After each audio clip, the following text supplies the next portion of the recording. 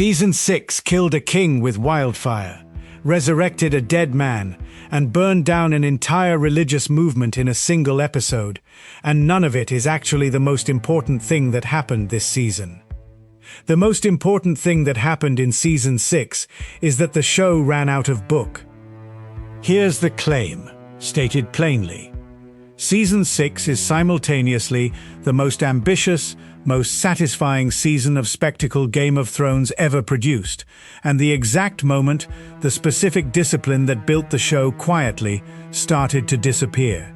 Both things are true at once, and understanding how they're connected explains almost everything that happens in the 2 seasons that follow. If you're new here, this is Mereth Tales. We go beyond what happened and into why it worked, or didn't. Subscribe now, because by the end of this video you'll understand exactly why the season fans often call the show's peak is also the season where the cracks in the foundation first become impossible to miss, if you're looking for them. Let's start with what's genuinely, undeniably great about this season, because it deserves the credit before anything else. The Battle of the Bastards is, on pure craft, one of the best episodes of television ever produced. Watch what it's actually doing beneath the spectacle. Every visual choice serves Jon Snow's psychological unraveling. The claustrophobic crush of bodies, the disorientation, the camera staying close enough that you feel trapped alongside him, rather than watching from a comfortable distance. That's not action for its own sake. That's character expressed through violence. The exact formula that made the show's best moments work from Season 1 onward. Hold of Winterfell reclaimed. Ramsay Bolton, one of the show's most purely hateful antagonists, meeting an ending that feels earned rather than merciful. Daenerys, finally, actually sailing for Westeros after 5 seasons of build-up. Season 6 delivers payoff after payoff that the show had been patiently constructing for years. And then there's the Sept. The sequence where Cersei destroys the Sept of Baelor is arguably the single most tension-filled 10 minutes the show ever produced. And it works precisely because of everything that came before it. Years of humiliation, the walk of shame, the High Sparrow's slow consolidation of power, every scene of Cersei being diminished, one degradation at a time, pays off in an act of such total, overwhelming retaliation that it recontextualizes everything you thought you understood about how far she'd fall to survive. That's the show at its absolute best. Payoff, built patiently, delivered devastatingly. So here's the uncomfortable question worth sitting with.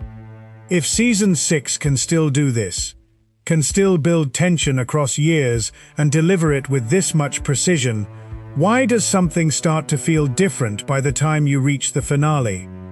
Here's where you have to understand what was actually happening behind the scenes, because it explains the shift better than anything in the text itself.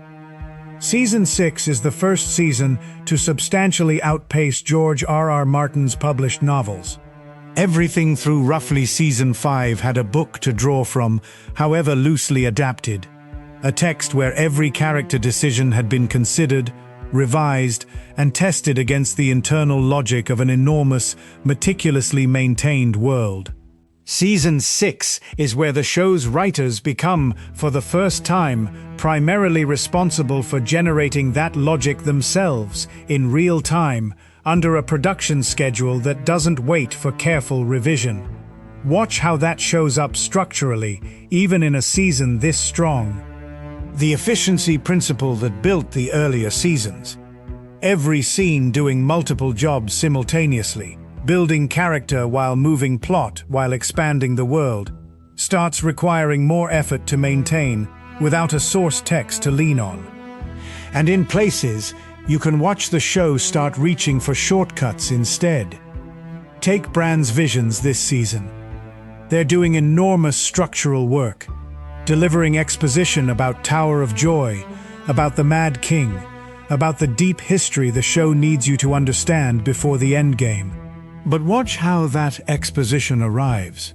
Increasingly, it's simply shown to you, directly, through vision sequences that function almost like clips being played back, rather than scenes the characters have to earn through investigation, the way Ned Stark once had to piece together Joffrey's parentage through actual detective work. The show hasn't stopped delivering information. It started delivering it in a form that requires less patience from the audience, because the writers themselves have less runway to build patience into the structure.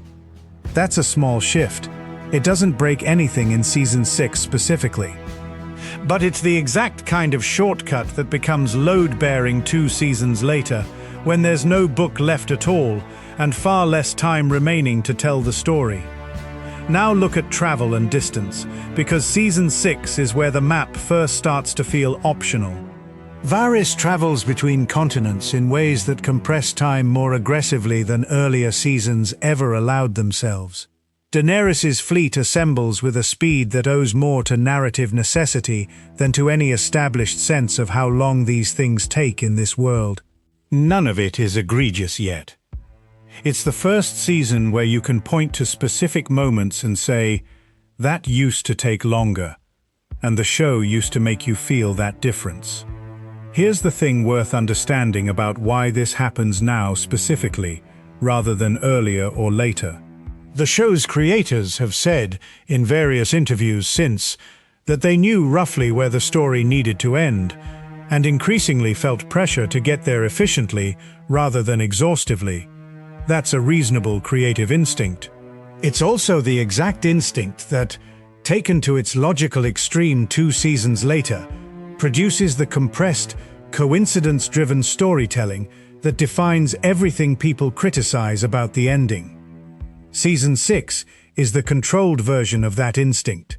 Season 7 is the instinct accelerating. Season 8 is the instinct with no restraint left at all.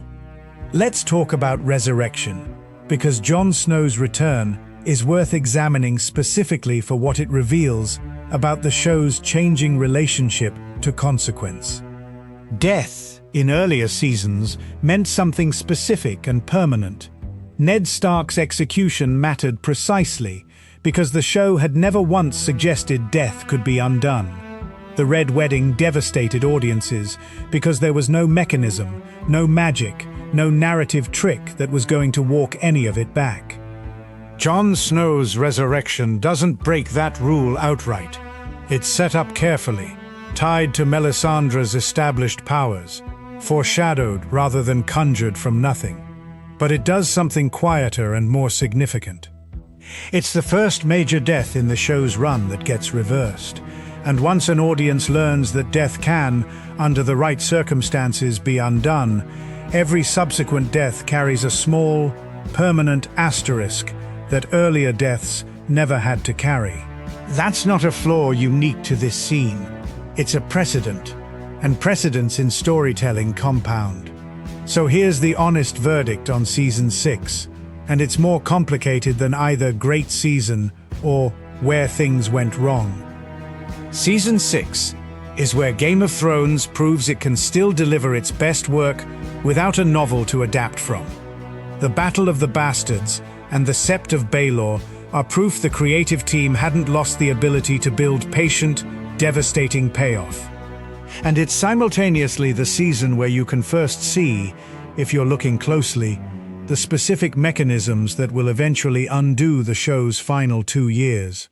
Compressed travel, exposition delivered rather than earned, a slowly loosening relationship with permanent consequence. None of these cracks are fatal here. The season is too skilled, too committed to its craft, for any single shortcut to undermine the whole. But shortcuts, once taken, tend to get taken again, a little more each time, especially once the safety net of source material is gone completely and the clock is ticking toward a predetermined ending. Season 6 is the best and worst thing that happened to this show, in the same 22 words. Best, because it proved the writers could still deliver at the highest level without Martin's novels to lean on. Worst, because that same freedom is exactly what made every subsequent shortcut feel permissible. Season 5 is where the story catches up to this exact turning point from the other direction. The last season built almost entirely on the books, and the first real cracks in adapting them faithfully. That's next. If this changed how you think about Season 6, subscribe now, because we're building this entire series one season at a time, and the pattern is only getting clearer.